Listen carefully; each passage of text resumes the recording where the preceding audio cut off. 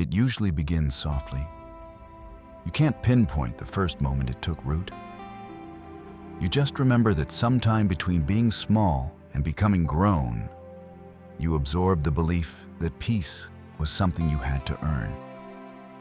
That affection needed to be justified. That love was a prize for behaving correctly, not something you were inherently worthy of. Maybe it was the sharp glance your father gave you when you spoke too loudly, or the cold quiet your mother used whenever you disappointed her. You never fully understood the rules. You only learned the penalties. Each time you upset someone, each sigh, each stare, each withdrawal carved something deep inside you. You promised yourself you'd avoid that feeling at any cost. That's the birthplace of people-pleasing. It's a code we learn long before we learn language. It doesn't come from generosity or compassion. It comes from the instinct to survive. When your safety, your sense of connection, and your worthiness become tied to how satisfied others are with you, you start believing that maintaining harmony is your job. You take responsibility for every silence, every shift in mood, every ounce of tension. And that's the painful truth. People-pleasing begins as a child's attempt to stay loved. Most assume people-pleasers are simply kind-hearted, overly helpful, or extremely empathetic. But beneath the surface, something much more fragile is happening. People-pleasers are scared, terrified that a no will make someone walk away, terrified that disappointment will lead to rejection, terrified that asserting themselves will cost them love. So they twist themselves into versions that barely resemble who they really are. They smile when they're hurting. They agree even when they're depleted. They take responsibility for things that weren't their fault. And with every act of self-abandonment, they drift further from their true self. What you may not realize is that your body keeps those early lessons alive. Every scolding that taught you to stay quiet. Every emotional storm that taught you to hide your feelings. Every unspoken rule that told you to be agreeable, pleasant, and undemanding. These weren't random moments. They became instructions. The brain develops through patterns, and when you're young, it pairs safety with whatever stops the punishment or the withdrawal of affection.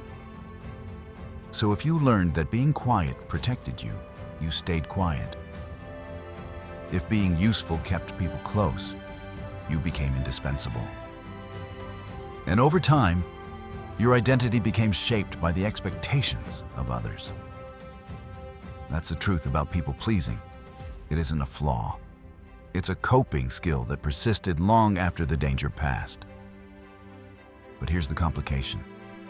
Your mind grows up, but your nervous system still thinks you're that vulnerable child. It still expects punishment when someone is upset. It still floods you with anxiety when you imagine disappointing someone. So you keep performing, smiling, agreeing, accommodating. Because part of you still believes your emotional safety depends on it. Think about how often you say yes when every part of you wants to say no. How often you bite your tongue to avoid friction. How often you replay conversations, terrified you said the wrong thing. That isn't weakness, it's conditioning. For many, it begins with caregivers who are inconsistent, unpredictable, or emotionally absent. Parents who were affectionate one moment and distant the next. Warm today, cold tomorrow. So you learn to become a human radar, constantly scanning them, detecting shifts, trying to predict their moods. You studied the rise and fall of their emotions because that was the only way to stay safe. And slowly, you learned to shrink. You learned to soften your own needs. You learned to hide anything that might upset someone.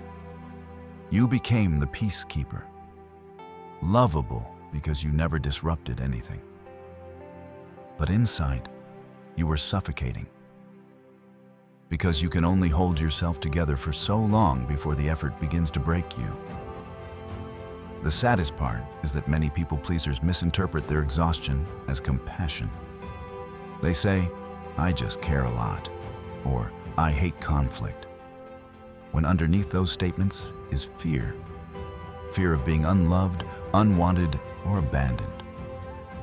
Psychologists call it fawning, a trauma response that sits alongside fight, flight, and freeze. When faced with stress or disapproval, instead of protecting yourself or running away, you appease. You say what you think others want to hear. You sacrifice your needs to keep the peace. You shape yourself into whatever prevents tension. It's not that you want to betray yourself. It's that your body never learned another way to stay safe. And this pattern seeps into every part of life: your job, your relationships, your friendships. You become the dependable one, the one everyone relies on, the fixer, the emotional caretaker. You keep giving, hoping that one day someone will give back. But instead, people begin expecting your sacrifices. They stop seeing them as kindness and start seeing them as your identity. You disappear beneath your own efforts. Here's the part people rarely understand. People-pleasing doesn't make anyone truly love you. It makes them comfortable. And comfort is not the same as connection. When you spend your life molding yourself into what others want, you rob them of any chance to love your real self. Because how can they love someone they never get to see? That's why people-pleasers often feel lonely even in full rooms. They give endlessly, hoping for reciprocity. But love born from self-erasure isn't love. It's dependency disguised as affection. So what do? You start by challenging the lessons your childhood taught you. You confront the truth that your parents' version of love may have been flawed. That their idea of good might have meant silent. That their idea of respect might have meant obedience. Many parents didn't intend harm. They simply repeated what they learned. But unintentional pain is still pain. You can forgive them and still acknowledge the wounds. Pretending nothing hurt is exactly how people-pleasing survives. Every time you silence yourself for someone else's comfort, you reinforce the story written for you long ago. My needs don't matter. My feelings are too much. My boundaries push people away. But what if a new story is possible? What if you stopped apologizing for existing?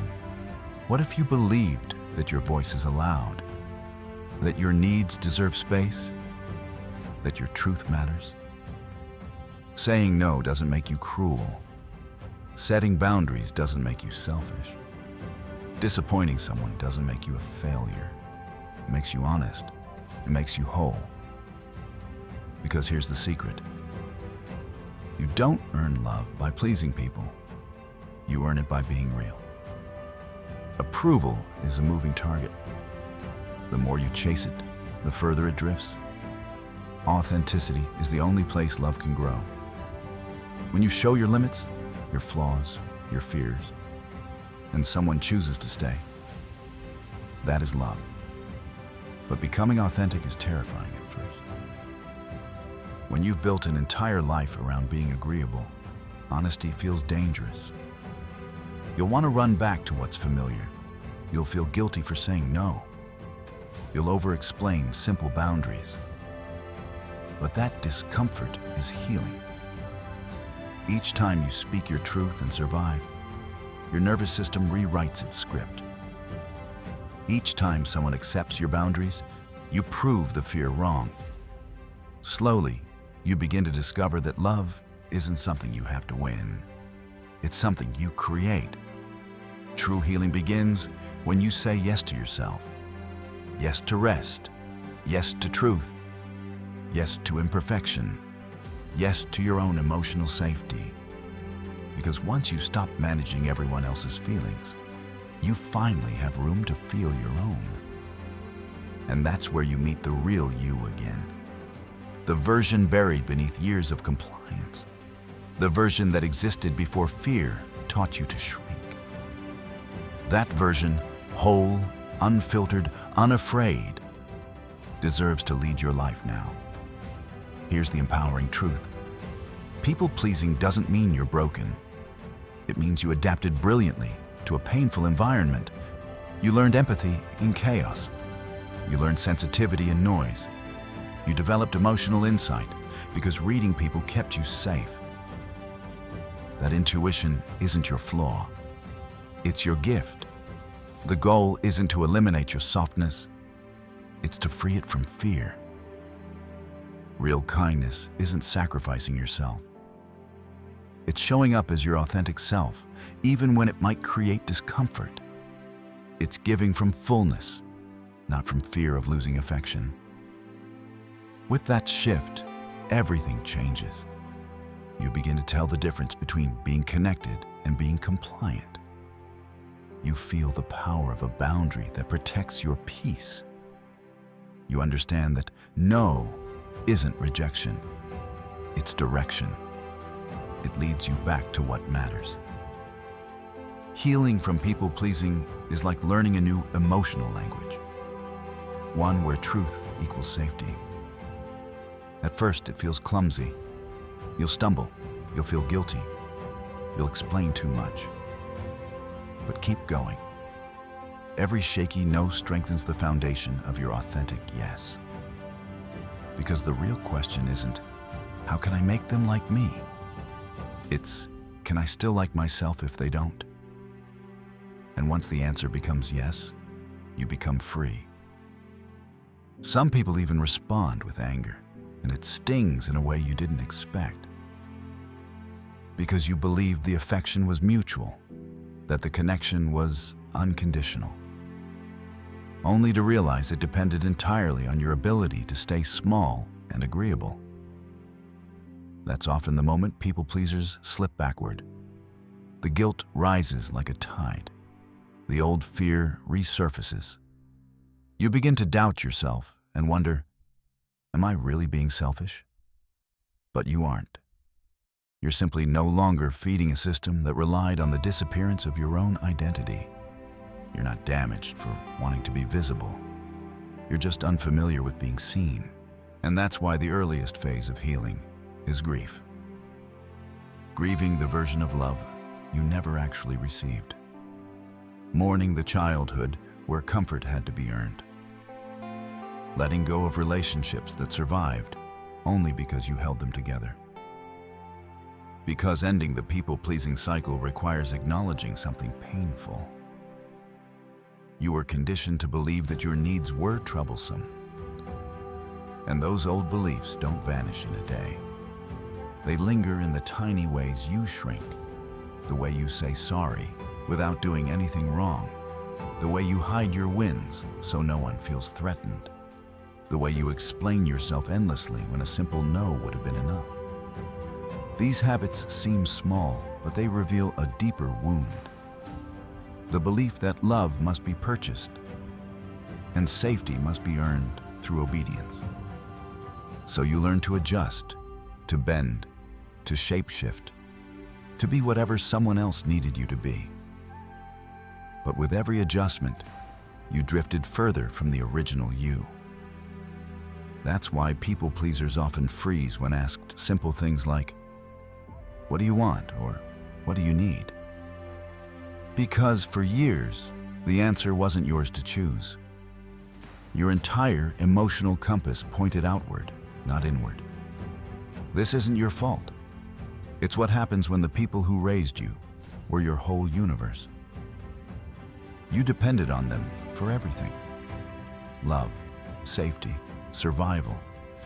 So if affection felt unpredictable or conditional, your developing mind didn't question them. It questioned you. Children don't think, My parents struggle with emotional intimacy. They think, I must not be enough. And so begins a lifetime spent trying to prove your worth. You try to be the ideal student, the loyal friend, the perfect partner, hoping impeccable performance will guarantee someone will stay. But you're not actually trying to impress the present. You're trying to heal the past.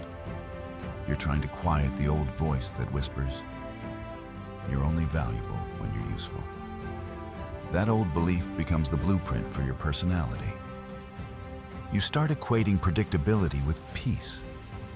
You monitor people's moods like weather patterns. You become the emotional firefighter, sensing tension before anyone names it. You call it empathy, but in truth, it's hypervigilance. It's your nervous system insisting that if you can keep everyone happy, you'll stay safe. But emotional safety that requires your silence isn't safety. It's self-erasure. And that's why people pleasers often feel anxious even during calm moments. Stillness feels suspicious. Peace feels foreign. Your body keeps searching for the next sign of rejection because chaos, as awful as it was, felt familiar. It's a heartbreaking contradiction. You want connection more than anything, yet you fear it at the same time. Because real love requires honesty, authenticity, boundaries, and those felt dangerous early in life. So when someone tries to love you for who you truly are, a part of you recoils, worried that if they see too much, they'll walk away. So you slip back into performing, into pleasing, into pretending. And slowly, your relationships begin to feel empty, not because other people don't care, but because you're not fully present. Only the version of you that keeps the peace is. This is the hidden cost of lifelong pleasing. The loss of connection, not just with others, but with yourself. And without that inner connection, life starts losing color. You might be surrounded by people, constantly praised for being considerate, generous, selfless. Yet deep down, you feel unseen, unheard, unloved. Because how can anyone cherish the real you if the real you is never allowed to show up? So how do you begin repairing something that's woven so tightly into your identity? You begin by separating kindness from compliance. Kindness is a choice. Compliance is fear. Kindness feels uplifting. Compliance leaves you feeling small. Ask yourself, am I doing this because it nourishes me, or because I'm afraid of what will happen if I don't? That single question can shift your entire life. It sheds light on all the places where you've surrendered your power, not in the name of love, but in exchange for temporary acceptance. Healing doesn't require becoming harsh or indifferent. It requires balance. It demands that you recognize your feelings matter. Your comfort matters, your time matters, your emotional space matters. You can still be caring and say no. You can still love people without carrying all their emotional weight. But here's the truth that scares most recovering people pleasers. Boundaries don't feel empowering at first. They feel terrifying, wrong, like you're breaking ancient rules. That's because your body still associates boundaries with danger, as if speaking your needs will push people away. But that's just an old memory echoing in your nervous system. With practice, everything changes. Every time you say a difficult no and survive it, your body learns a new language. It learns that authenticity doesn't destroy connection. It defines it. You'll notice some relationships fall away. That's okay. They were built on conditions your healed self can no longer uphold. The relationships that remain, the ones that adapt to your honesty, those are the ones rooted in truth. And as you grow, something remarkable starts happening. Quiet stops feeling scary. Stillness begins to feel safe. You stop apologizing for taking up space. You stop needing universal approval. You begin approving of yourself. That's the transformation. Because people-pleasing was never really about the people. It was about your younger self trying desperately to feel safe. And the real healing doesn't come from convincing others to treat you differently. It comes from learning how to treat yourself the way you always needed. That means reparenting the child in you. Becoming the adult who says, you don't have to earn love anymore. Because you are love. You don't have to trade pieces of yourself for it. You begin small. The next time you feel guilty for a boundary, remind yourself that guilt is just an old echo, not a truth. The next time someone gets upset with your honesty, remind yourself their reaction doesn't define your worth. The next time you catch yourself over-explaining, pause, breathe, and remember. You don't owe anyone justification for being yourself. This is how you take your life back. One brave, uncomfortable, truthful moment at a time. And here's the realization waiting for you on the other side. Peace has never been about keeping everyone else comfortable. Peace comes from choosing authenticity, even if that authenticity causes waves. You weren't created to be convenient. You were created to be whole. Your parents may have taught you to hide your truth to avoid conflict. They may have taught you that quiet equals good, that obedience equals love, that sacrifice equals worth. But those were childhood rules, and you're no longer a child. You can choose differently now. You can choose truth over approval. You can choose boundaries over burnout. You can choose connection over performance. Because the moment you stop trying to be who they needed you to be, you finally step into who you were always meant to be. And something beautiful happens then. The right people begin finding you. The ones who don't need you to shrink. The ones who can hold your honesty, your intensity, your depth. The ones who don't love you for how easy you are, but for how real you are. That is real love. Durable, respectful, freeing. But to experience it, you must let the old version of love dissolve. You must release your need to be universally liked. You must accept that some will misunderstand your transformation. Some will label you distant. Some will call you selfish. But the truth is this: you're finally becoming whole again. Because genuine connection cannot grow on a foundation of self-betrayal. You must show up as you, even when your voice shakes, even when it feels dangerous, even when the old fear whispers, stay small. And then you'll discover something profound. The peace you spent your life chasing in others was waiting for you inside your own honesty. You just had to stop abandoning yourself to feel it. So when that old urge comes, to fix everything, to soothe everyone, to disappear so others feel comfortable, pause, breathe. Ask yourself, what does my truth need right now? That quiet voice, the one you buried under years of pleasing, that is the voice of your freedom. It no longer needs to be silenced. It no longer needs to apologize. It simply needs to be heard and finally trusted.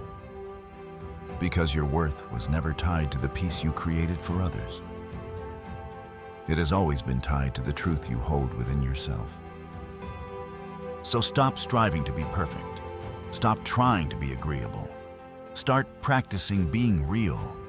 You deserve relationships that don't require a performance.